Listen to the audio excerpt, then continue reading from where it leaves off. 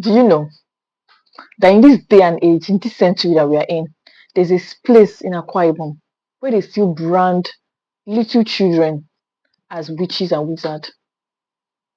They tag these children as witch and wizard when something's going wrong with their family. Imagine a family going through hell and they did not give birth to a child at the same time that, that all these things is happening to them. They will say that it's the child that is responsible for all their misfortune. And they will brand the child a witch or a wizard in case if it's a boy. Ha. The things that they do to these children, they hang them to death, they stab them, banish them from the community. Ah. Some are even drowned. These children, they are drowned in a river just to be able to cleanse their own family. That's just wickedness of the highest order. Children that did not ask to be bring into this world. After now giving birth to them, you now brown them a witch and then kill them. Leave them out to fend for themselves. Ha. How can somebody give birth to a child, carry it to term, go through all that pain, and at the end of the day abandon them based on superstitions like the child is a witch? Some don't even throw away their child. They keep maltreating him over time, saying they are beating out the demons in the kid. How is that even fair? That's like abuse, constantly abusing a child. You know what is even more crazy is that the religious leaders in the communities, they embrace that kind of mentality where they will say they want to perform exorcism, they want to remove the demon from them, collect ridiculous amount of money from them, and they say they want to perform exorcism.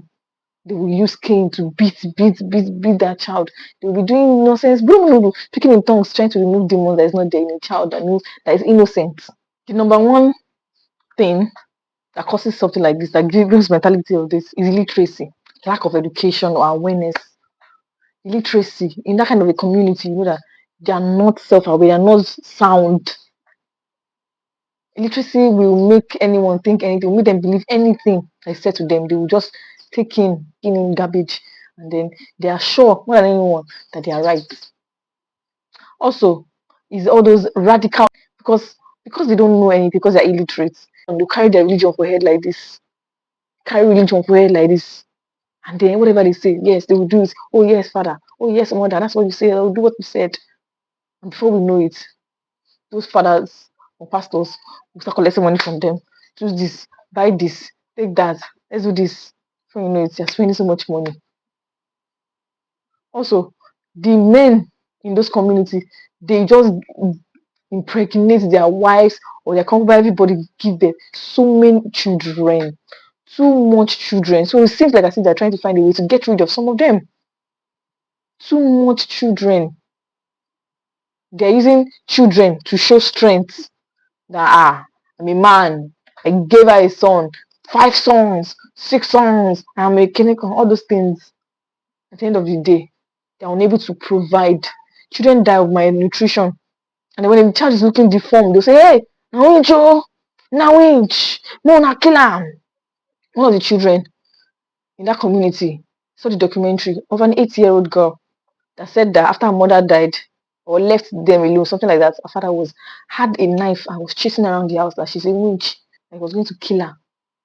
Luckily for her, one of the neighbors came in just in time for her to run out of the door. We knocked on the door and she ran out the door. And then the neighbor told her not to ever come back. If not, her father would kill her. And she believed it because somebody that was already willing to stab her. For years, that girl was on the streets. She couldn't feed. She couldn't take care of herself. She ate whatever she saw. She stole things.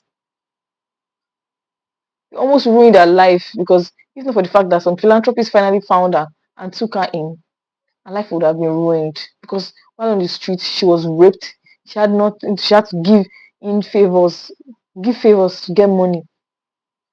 Luckily for her, she was one of the lucky ones that were taken by philanthropists, feed her, clothe her, sent her to school.